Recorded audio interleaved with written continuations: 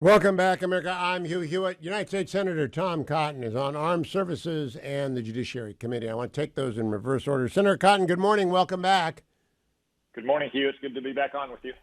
I have a new Washington Post column out this morning, Senator, on the proposed plea deal, which is before U.S. District Court Judge Mary Ellen Noriega, that's a K, Noriega, in Delaware tomorrow. I am astonished by this. Do you think there is a prayer in the world that there is some way for the Senate Judiciary Committee to get any attention to this proposed plea deal, which should be rejected by the judge, though I don't know that it will be?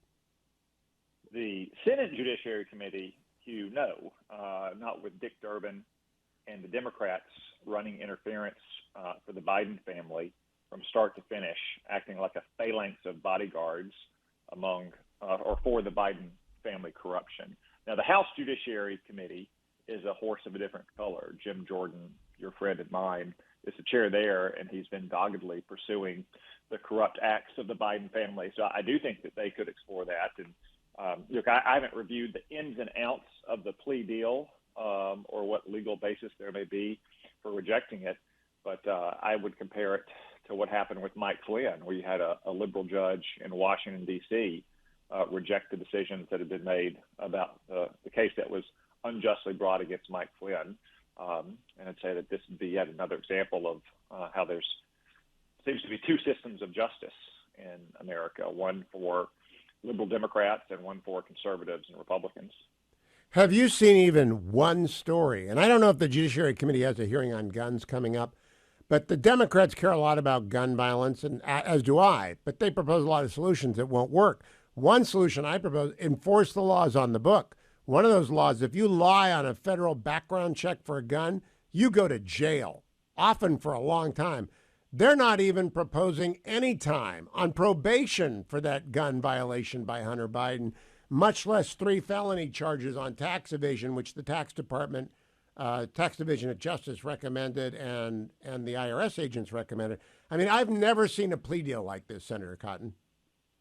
Hugh, well, first off, I think you're being a little too charitable to the Democrats when you say they care about gun violence, just have bad solutions. I think what they care most about is gun control and disarming law-abiding citizens, because it's like clockwork, Hugh. Every time a Democrat takes the White House, prosecutions for gun crimes fall.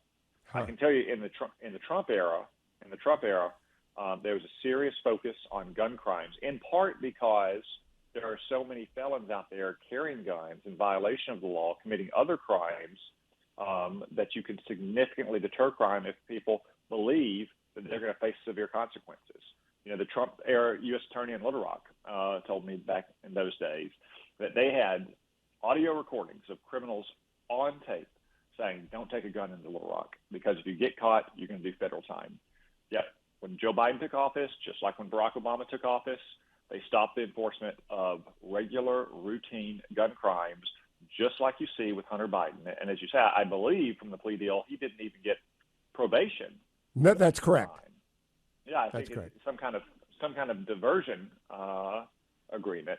Whereas if he stays clean for a couple of years, then it will be expunged entirely as if it never happened, even though they had him dead to rights, lying on a federal form. This is not a example of he said and she said, Hugh. They had him dead to rights, lying in writing on a federal form, yet he doesn't even get probation. Have you seen even one story comparing the average sentence for that crime against no sentence at all, not even probation, nothing for Hunter Biden, diversion? Have you seen even one story doing the comparison? No, Hugh, because just like the Senate Democrats and the Judiciary Committee, the traditional media is acting like a phalanx of bodyguards for Joe Biden and the Biden family as a whole.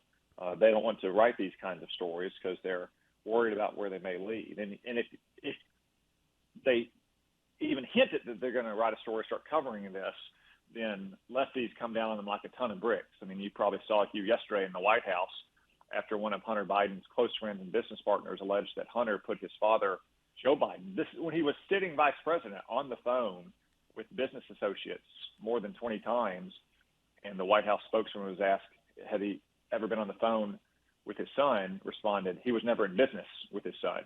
That's a very different question than the one that was asked.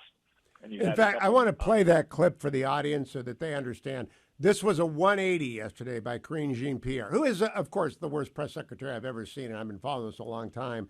But I've never seen anyone so blatantly not answer the question and change the non-answer that they've been using. Let's play that for here, Senator Cotton Harley.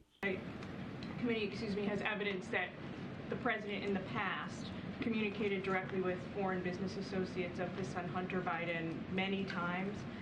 Curious if the White House and the president still stand behind his comment that he's never been involved and has never even spoken to his son about his business. So I've been asked this question a million times. The answer is not going to change. The answer remains the same. The president was never in business with his son. I just don't have anything. All right, Tom Cotton, Senator, have you ever heard that answer before? Because the answer used to be from Joe Biden, I never talked to my son about any of his business dealings. Yeah, I never talked to my son about his business dealings, which of course very much would include talking to my son and his overseas business associates in their crooked deals. Yet when she was asked that question directly, the White House spokeswoman said Joe Biden was never in business. Obviously, that is a screaming implication that, yes, he did in fact not only talk to his son, but his son's overseas crooked business partners. It looks like we did lose Hugh from Studio North. Senator Cotton, I've been here all along. Huh? Where do you think this goes from here? Well, we'll see. I mean, we'll see what happens with the plea deal tomorrow. I think what's the bigger question is what happens with these allegations by whistleblowers and Hunter Biden's business associates soon when he testifies in front of Congress about the investigation, not into these relatively narrow crimes of lying on a gun form or not paying, influence peddling and corruption. And I think those allegations are only growing more serious with every new witness that comes forward and makes it clear that Joe Biden and his family have been treating his public office for 50 years as a way to enrich themselves. Also in Senate Judiciary over the last week, we saw this piece of legislation pass through Judiciary. I think it's pretty much dead on arrival on the Senate floor, but trying to impose all sorts of new ethics guidelines on the Supreme Court. It seems to me, just from a layman, it's unconstitutional. Yeah, okay, I think. Oh, we're back, Dwayne. Did I lose you for a while there? Yes, you did. Did we lose Senator Cotton? No, he's still here. We lost you. Okay, well, Senator, I want to get to Ukraine before I run out of time. Thank you, Dwayne, for filling in. I don't know what happened there. Senator, I had on Mike Pence yesterday, and I had on Ron DeSantis on Thursday. My theory, my assessment is 70% of the Republican Party supports robust aid to Ukraine, not troops. Maybe 60% lowest. Ron DeSantis said it's 50-50. And now Belarus and Russia is threatening Poland. So two-part question. Where do you think the Republican Party is on aid to Ukraine? And what do you think we have to do if Belarus or the Wagner Group attacks Poland? So, Hugh, first off, I'd say the vast majority of Republicans across the country support Ukraine, even if we don't support Joe Biden's Ukraine policy. That's where I stand. We all want to help Ukraine succeed in defending its own territory from this unprovoked war of aggression. We wish it hadn't have lasted as long as it already has. A main reason it's lasted so long is because Joe Biden has been so weak and timid from the very beginning.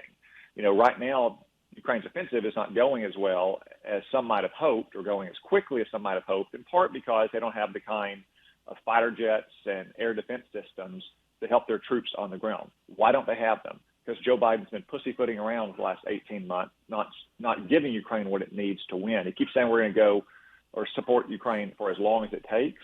Most Republicans would rather see us help them win as quick as they can. The second part of your question, of course, any attack by an adversarial nation against a NATO country has to result in a military action in defense of our NATO partners. And more importantly, we have to be clear about that from the very beginning.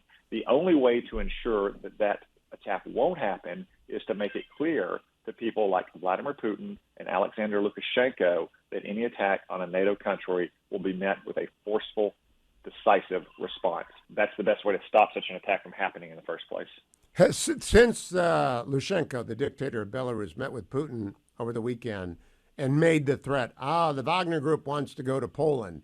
Maybe a joke, maybe not a joke. And then Putin said, well, if they attack Belarus, we are obliged to come to their aid and attack Poland.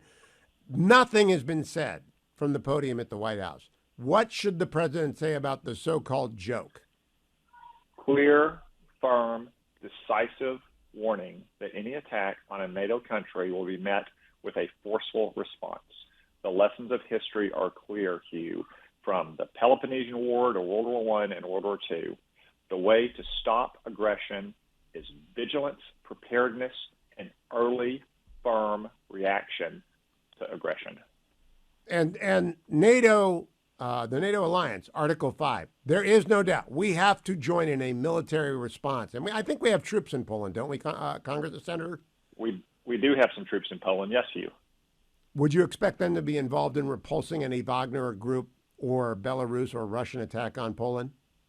We have lots of troops of various kinds all across Europe, as do our partners in places like Poland. I'm confident that we would take a forceful response against any strike against a great nation like Poland. That's exactly what Joe Biden needs to say, and Vice President Harris and Jake Sullivan, and we haven't heard it said. Senator Cotton, thank you.